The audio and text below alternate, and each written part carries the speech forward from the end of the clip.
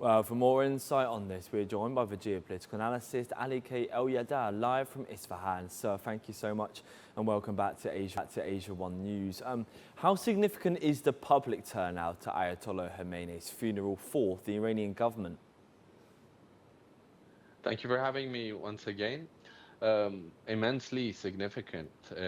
It is uh, it is a show of obviously solidarity, commemoration of the people towards their martyred supreme leader, Sayyid Ali Khamenei, rahmatullah alayh. Um, a couple of days of mourning. Obviously, they were not able to lay to rest their supreme leader because of security matters. But it's significant in terms of perseverance as well.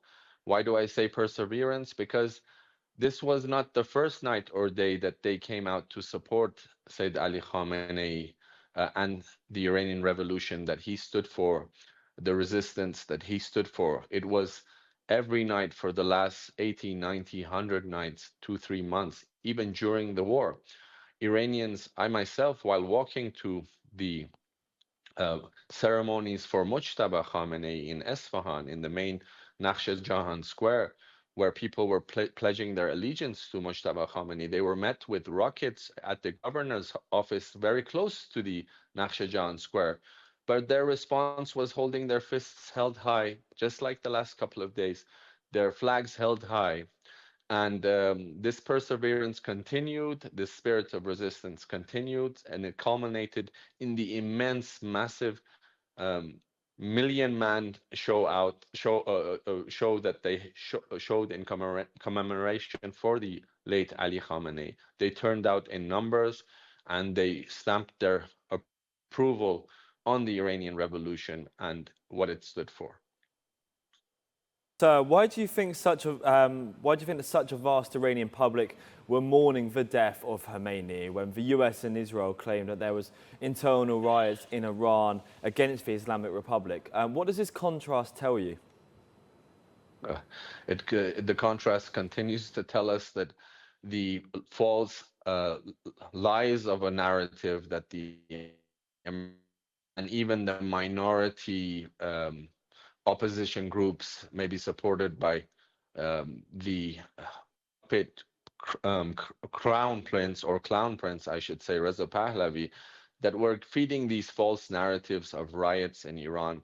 Um, if you compare the numbers, I mean, if you challenge American media and the so-called claimants of the people who claim that there were riots in January in the millions or in the hundreds of thousands, there are no images supporting that. There are no images supporting um, even Iranian armed forces reacting so aggressively to the riots.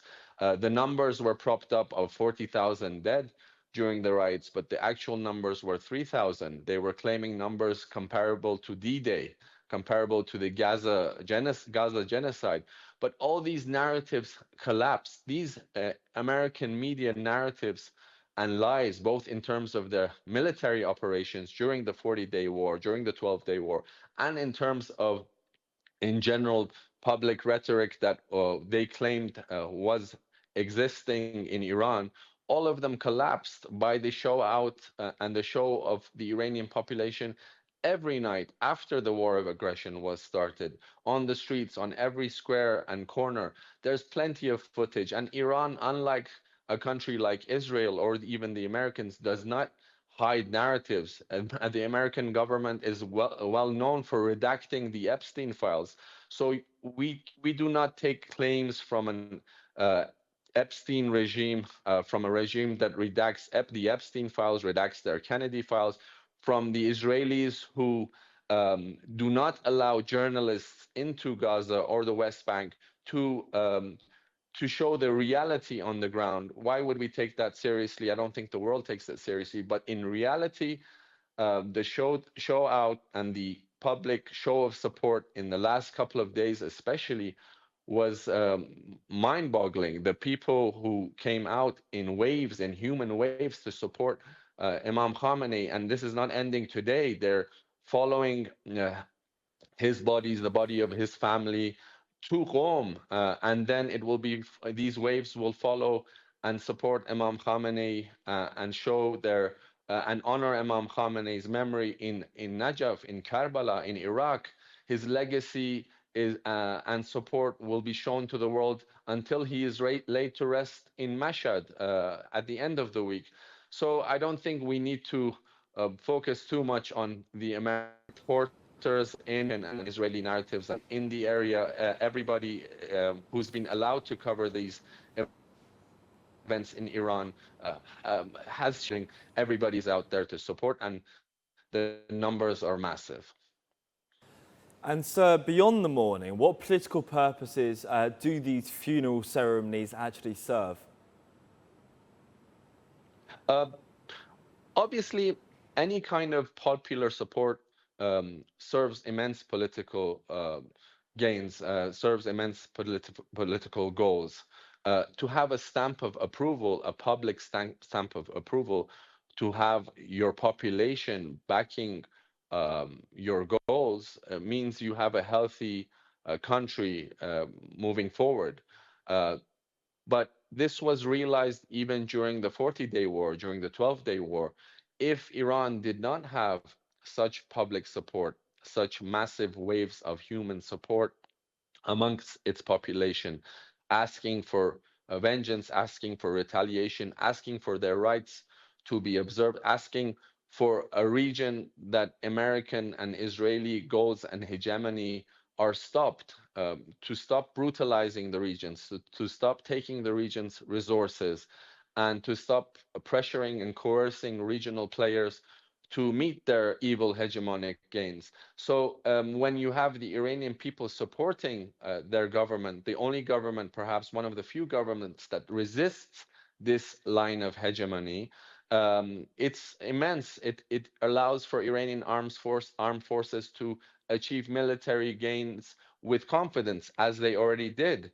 It allows for Iranian diplomats to have gains on the diplomatic stage, which they already had, with the help of Pakistan, culminating in the MOU that was duly signed by the capitulating party, meaning the Americans. Therefore, obviously, a popular stamp of approval is immense. It legitimizes your actions moving forward. It legitimizes the Islamic Republic of Iran. And so, do you expect the scale of the funeral to influence Iran's diplomatic messaging in the upcoming days? Um, uh, Largely, yes. It will affect it positively, as it has already done. As I mentioned, Iranian diplomats have seen the popular support of the people on the streets every night from the day one of the war, even during the ceasefires, the so-called ceasefire period, which the Americans continue to violate. Therefore, so when Iranians on the diplomatic field see Americans violating the MOU, as they continue to do with, let's say, point number one, and the territorial integrity of Lebanon, South Lebanon, Iran's allies on the front against uh, these imperial ambitions. When they see that, and Iran can maybe react better when it has its public support, who many of the public didn't even want Iran to negotiate.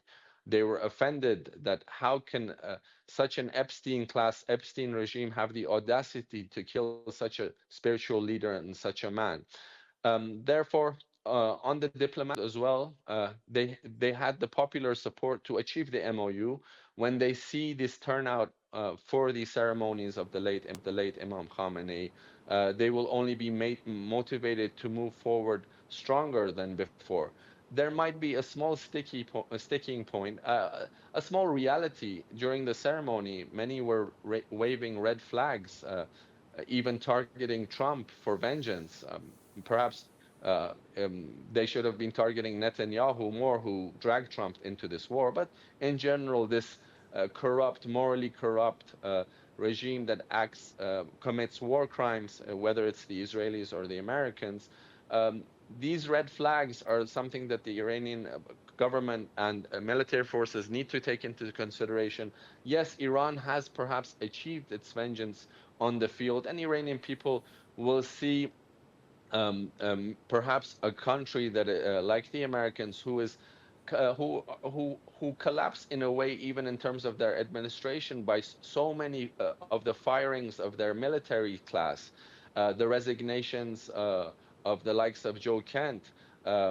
Pam Bondi was removed. Their military personnel, a lot of the top military personnel, were fired, and perhaps Iranians will also see vengeance in an enemy in distress more than wanting their execution. But in general, it's a sentiment that Iranians are still not satisfied, since they were met with this illegal war of aggression. Their schoolgirls were killed, their infrastructure was hit. So I think the Iranian government in negotiations will take into consideration this current sentiment of needing to retaliate, or there's a cause for vengeance that is filled with Iranians. But in general, as I said, any popular support uh, gives more legitimacy for negotiations, diplomacy, and Iranians have a stronger hand moving forward, and they have the upper hand anyhow. Wow, anyhow, geoeconomically, they have the leverage, and they still have cards to play. Mr. Elyader, thank you so much. Appreciate it lots.